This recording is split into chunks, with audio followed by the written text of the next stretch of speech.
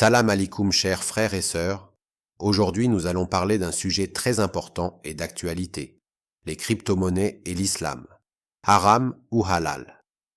Pour répondre à cela, nous avons décidé de faire appel à un expert. Je te laisse écouter la vidéo qui, tu verras, est très enrichissante.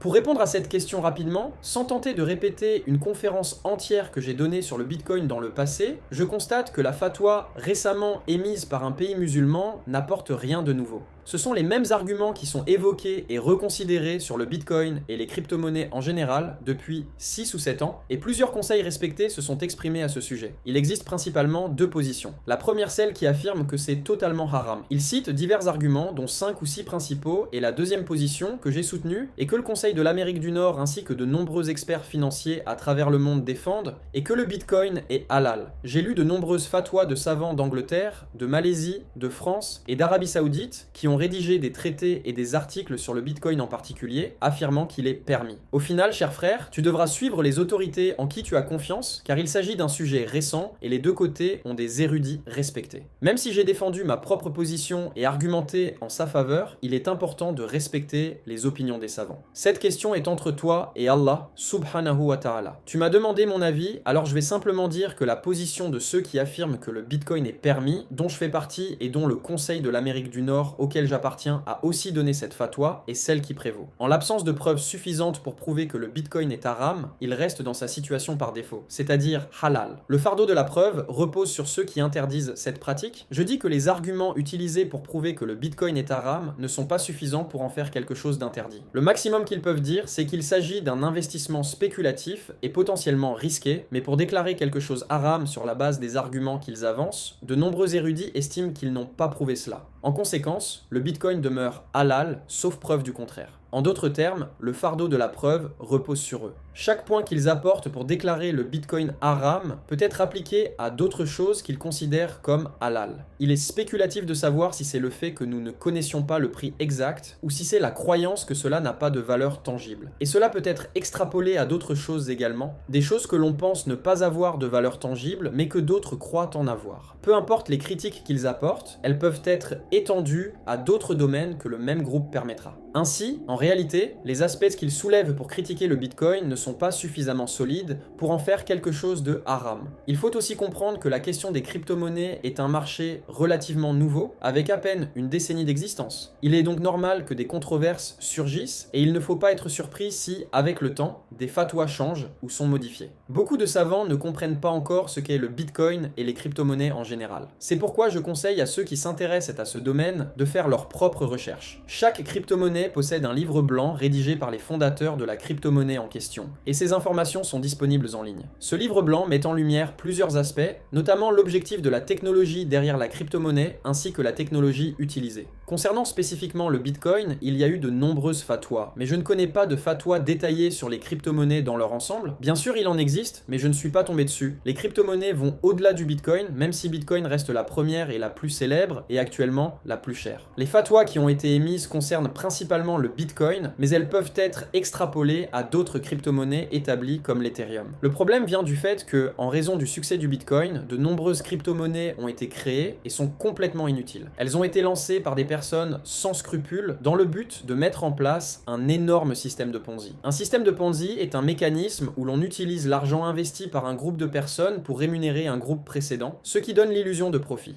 Ensuite, un groupe suivant finance le groupe précédent, créant un effet de faux bénéfice jusqu'à ce qu'un énorme profit apparaisse et qu'une personne disparaisse, laissant place à l'effondrement du système. C'est ce qu'on appelle un Ponzi, en référence à l'un des premiers à avoir mis en place ce type de fraude.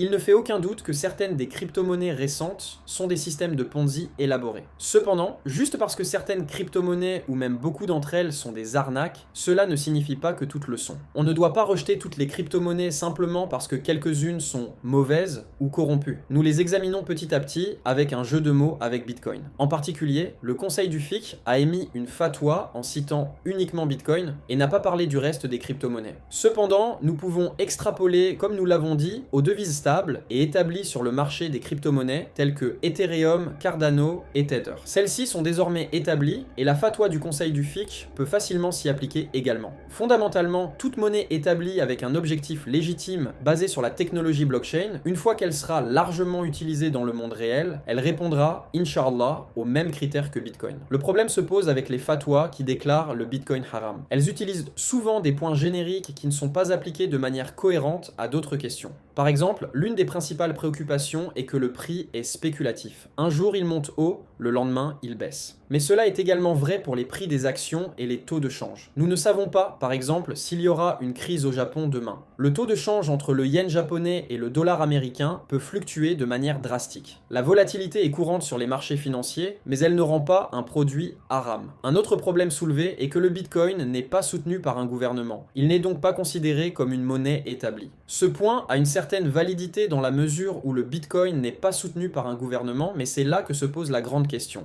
Qu'est-ce qui définit la monnaie dans le Coran et la Sunna? De nos jours, la plupart des monnaies ne sont plus liées à l'or ou à l'argent physique. Le président Nixon, en 1971, a dissocié le dollar américain de l'or. Alors, qu'est-ce qui constitue exactement une monnaie? S'agit-il uniquement d'or et d'argent? Certains universitaires soutiennent cela, mais d'autres pensent que la réalité est que les monnaies comme le dollar américain, la livre sterling et le yen japonais ne sont pas soutenues par des matières premières, mais sont toujours acceptées comme légitimes en raison de la confiance dans les gouvernements qui les émettent. Au début de l'islam, même à l'époque médiévale, les érudits reconnaissèrent que la monnaie n'était pas nécessairement tangible. De nombreux érudits éminents, dont l'imam al-Shafi'i et d'autres, partagèrent cette opinion. Certains érudits modernes, comme ceux de l'école hanbalite, conviennent également que si un élément non tangible, comme les droits et les avantages, acquiert de la valeur selon les coutumes des gens, il peut être traité comme une propriété. Cette idée s'étend au monde moderne où nous voyons que si quelque chose est valorisé par la société et que les gens font des affaires avec lui, il peut être reconnu comme précieux. L'idée fondamentale derrière Bitcoin est de s'éloigner des banques centralisées et il semble que certains critiques passent à côté de l'objectif de la monnaie. Bitcoin, tel qu'envisagé par son créateur, Satoshi Nakamoto, a été conçu pour être décentralisé. Il était censé être indépendant de tout gouvernement, reflétant la conviction du fondateur selon laquelle les gouvernements peuvent être manipulateurs et élitistes. Les gouvernements gonflent souvent la valeur de leur monnaie en imprimant de la monnaie, une pratique à laquelle Nakamoto s'est opposé. Bitcoin vise à offrir une monnaie véritablement mondiale et décentralisée.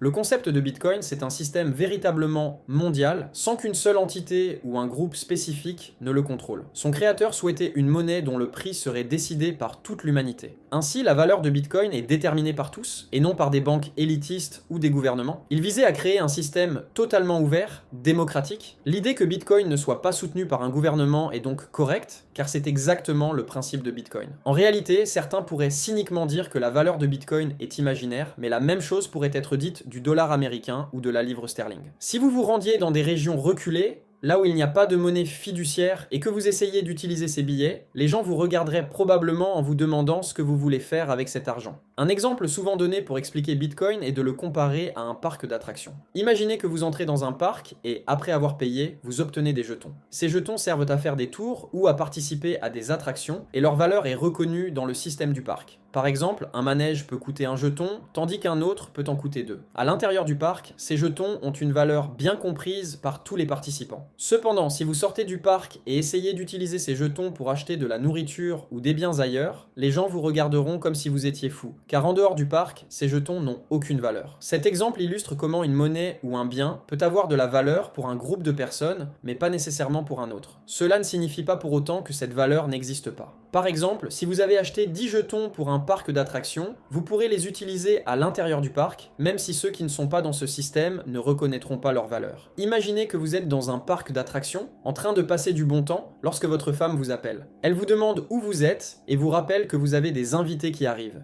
Puis elle se demande « Que faites-vous dans un parc d'attractions sans moi ?» Vous réalisez que vous avez 10 jetons, mais vous devez maintenant partir. Voici un scénario hypothétique. Vous décidez de vendre vos jetons à quelqu'un d'autre dans le parc. Supposons que cette personne ne veuille pas retourner à pied jusqu'à l'entrée, ce qui pourrait prendre 25 minutes. Vous avez acheté les jetons pour 10, mais vous les offrez pour 20 à cette personne qui veut éviter de marcher. Maintenant, imaginez que le magasin de jetons a fermé et que vous avez ces jetons, mais aucun endroit pour les échanger. Vous êtes dans le parc et la personne est prête à les payer parce qu'ils ont de la valeur valeur pour les personnes présentes dans le parc. Cette action est-elle mauvaise ou illégale? Absolument pas. C'est un exemple clair de quelque chose qui est autorisé ou halal, car ces jetons ont de la valeur à la fois pour vous et pour l'acheteur. Cela nous amène à la question, qu'est-ce qui définit exactement la fausse monnaie? La monnaie, à la base, n'a de valeur que parce que les gens y croient. Plus les gens y croient, plus elle devient forte. Un bon exemple en est la crypto-monnaie, en particulier le Bitcoin, qui est désormais une forme de monnaie bien établie. Au fur et à mesure que le Bitcoin se raréfie au fil du temps, sa valeur est encore plus solide. Cette monnaie numérique est minée, et une fois qu'elle est entièrement minée, plus rien ne peut être créé. Sa valeur est déterminée par la croyance de ceux qui l'utilisent. En fait, certains gouvernements ont même adopté le Bitcoin comme monnaie officielle.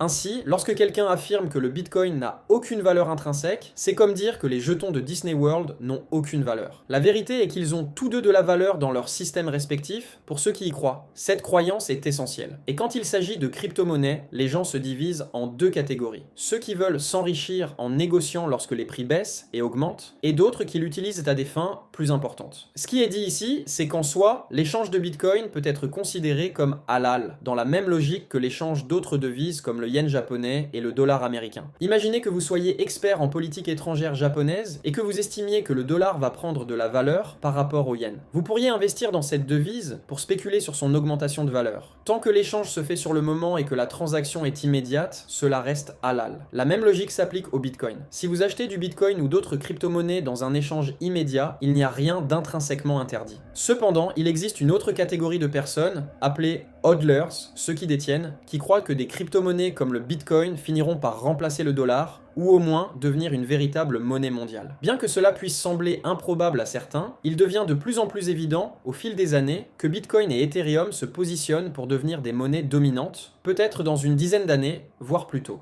Beaucoup de personnes qui, il y a quelques années, se moquaient de ces monnaies numériques, commencent à les prendre au sérieux. Aujourd'hui, elles sont sur le chemin de devenir des monnaies mainstream. Concernant l'argument selon lequel Bitcoin serait haram en raison de sa nature imaginaire ou spéculative, il est important de noter que l'argent en soi n'est ni bon ni mauvais. Le cash lui-même peut être utilisé pour des fins haram, tout comme le Bitcoin peut l'être. C'est l'utilisation de la monnaie qui détermine sa légalité ou son illégalité, pas la monnaie elle-même. Le Bitcoin, tout comme l'argent liquide, reste neutre. Et c'est l'intention et l'utilisation qui en sont faites qui importent. Une objection courante concerne l'anonymat des utilisateurs de crypto-monnaies, ce qui est parfois perçu comme un facteur rendant le Bitcoin haram. Mais cela soulève un point intéressant. L'anonymat d'un paiement en liquide peut aussi être utilisé pour des actions haram. Des transferts d'argent via des banques peuvent être utilisés pour financer des activités illégales ou immorale. Si l'on considère cela, il n'y a aucune raison logique de déclarer toute forme de monnaie, que ce soit des transferts bancaires ou des crypto-monnaies, comme haram à cause de l'usage que certains en font. L'important ici est de comprendre que si l'on doit accuser le Bitcoin de permettre des activités haram, on doit aussi être cohérent et appliquer cette logique à toute autre forme de monnaie. Ce n'est pas la monnaie elle-même qui est haram, mais la manière dont elle est utilisée par certains individus. Les conseils des conseils islamiques sur cette question restent pertinents, soulignant que, même si les crypto-monnaies ne sont pas intrinsèquement haram, leur utilisation doit être réfléchie. C'est une décision personnelle de les utiliser ou non, mais il est conseillé de faire preuve de prudence. Une chose peut être halal, mais pas nécessairement sage à utiliser. Et il est important de distinguer la permissivité religieuse de la sagesse dans la prise de décision financière. Le marché des crypto-monnaies est effectivement volatile et la charia demande de préserver sa richesse. L'un des conseils que je donnerais, qui est aussi celui de nombreux experts, est de ne pas investir dans les cryptos, en particulier le Bitcoin, et de ne mettre en jeu que ce que vous pouvez vous permettre de perdre. Il est préférable d'être prudent. Et si vous souhaitez l'éviter complètement, il n'y a aucun doute que ce serait la solution la plus sûre. Quant aux autres crypto-monnaies, comme je l'ai mentionné, chaque cas est unique. Personne ne peut affirmer que toutes les crypto-monnaies sont halal, car certaines sont clairement des systèmes de Ponzi, d'autres sont destinées à tromper les gens, et certaines sont utilisées dans des activités haram comme la drogue,